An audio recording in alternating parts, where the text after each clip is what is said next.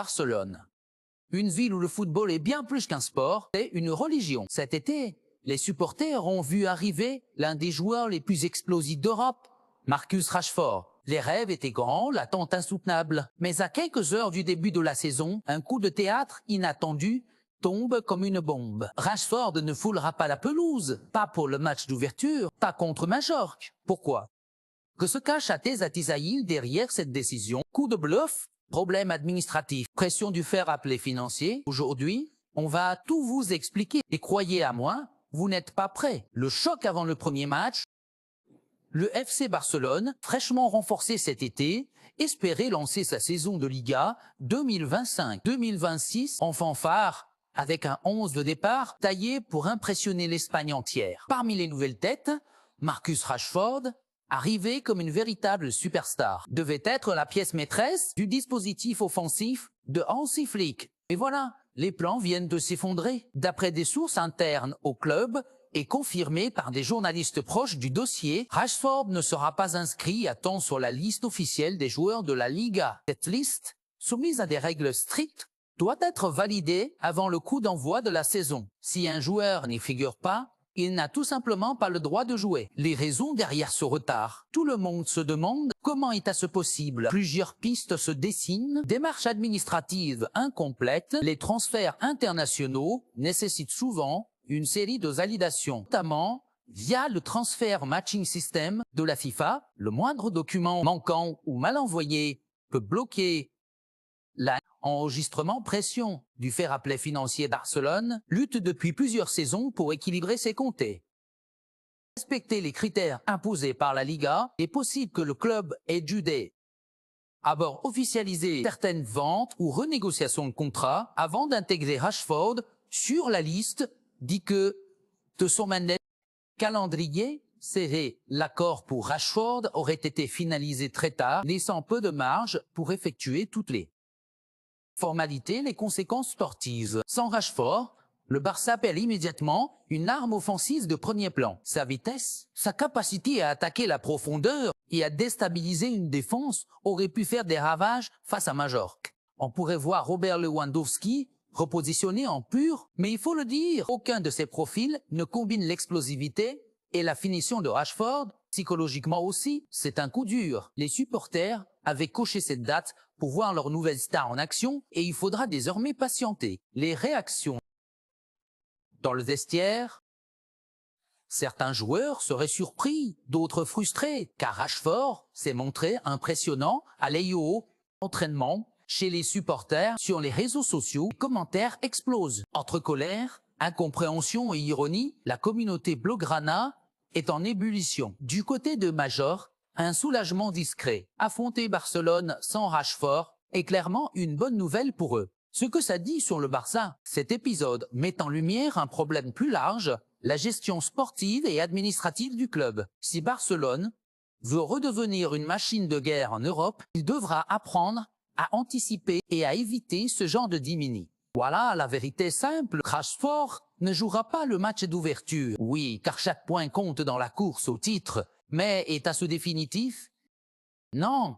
Et quand il fera ses débuts, attendez à vous un camp nous en fusion. Ce n'est pas un adieu, juste un report. Et pour l'instant, Major peut respirer. Nous, on se retrouve très vite pour suivre cette histoire, parce qu'elle est loin d'être terminée. Imaginez, vous êtes l'un des clubs les plus prestigieux du monde. Vous commencez la saison avec de grandes ambitions. Mais soudain, votre capitaine, votre gardien légendaire, tombe gravement blessé. La saison semble compromise. Les doutes s'installent, les critiques se multiplient. Et pourtant, le FC Barcelone refuse de s'effondrer. Aujourd'hui, un nouveau chapitre s'écrit. Un nouveau nom va résonner sous les champs du Camp Nou, Joan Garcia. Et, croyez à moi, cette histoire, vous allez vouloir la connaître officielle. Le FC Barcelone obtient le feu vert pour inscrire Joan Garcia comme nouveau gardien pour la saison 2025 sur 2026. C'est désormais confirmé. La Liga a validé la demande exceptionnelle du Barça suite à la blessure de longue durée de Marca. André Ter Stegen, une décision qui change totalement la donne pour le club catalan, un coup dur qui a tout déclenché.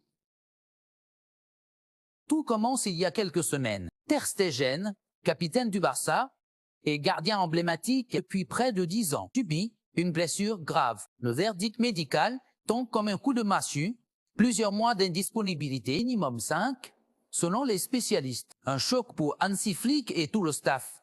Perdre Ter Stegen, c'est perdre un leader, un homme qui connaît chaque recoin du camp nou, un joueur capable de sauver un match d'un seul arrêt décisif.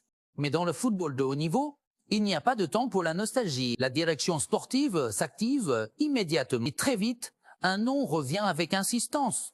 Joan Garcia, un gardien qui attire les regards. À 23 ans, Joan Garcia s'est déjà forgé une réputation dans le football espagnol. Formé dans les catégories jeunes, repéré pour ses réflexes fulgurants, son sang à froid face aux attaquants et sa capacité à diriger sa défense, il incarne le profil idéal pour prendre la relève. Son inscription n'a cependant pas été automatique. Le règlement de la Liga exige des preuves médicales détaillées et une validation par un comité spécialisé. Après plusieurs jours d'attente et de paperasse, la réponse tombe enfin. Barcelone peut officiellement l'intégrer dans son effectif réaction dans le vestiaire et chez les supporters. La nouvelle se propage rapidement sur les réseaux sociaux. Les supporters blaugrana oscillent entre prudence et excitation. Certains voient en Joan Garcia une belle surprise, d'autres préfèrent attendre ses premiers matchs pour juger. Dans le vestiaire, le message est clair, tout le monde est derrière lui. Plusieurs cadres du club lui ont déjà envoyé des mots de bienvenue. Même Ter Stegen, malgré sa situation, a pris le temps de lui adresser un message d'encouragement, une opportunité en or. Pour Joan Garcia, c'est une occasion unique. Il rejoint l'un des clubs les plus médiatisés du monde dans un moment où chaque performance sera scrutée par des millions d'yeux. Il sait que le public du Camp Nou peut être peu exigeant, parfois même impitoyable. Mais il sait aussi que s'il parvient à briller, il pourrait transformer cet remplacement temporaire en véritable tremplin pour sa carrière. Le signal envoyé par le Barça. Au-delà du remplacement pur et simple, cette inscription envoie un message clair. Le FC Barcelone ne compte pas subir la saison, mais la dominer avec un calendrier chargé. Mine s'attend des matchs de Liga décisifs et des confrontations de Ligue des Champions où chaque détail compte de champions. Soit disposer d'un gardien fiable est une nécessité absolue. Le Barça sait qu'il ne pourra pas remplacer Ter Stegen à l'identique. Ou quoi? Mais avec Joan Garcia, il espère trouver une solution solide, capable de sécuriser la défense et de maintenir le club dans la course au titre dans quelques jours. Joan Garcia fera ses premiers pas sous le maillot blaugrana. La critique, prête à frapper au moindre faux pas. Mais les grandes histoires naissent souvent dans les moments les plus difficiles. Et qui sait, peut-être que dans quelques mois on parlera de lui comme de l'homme qui a sauvé la saison du FC Barcelone.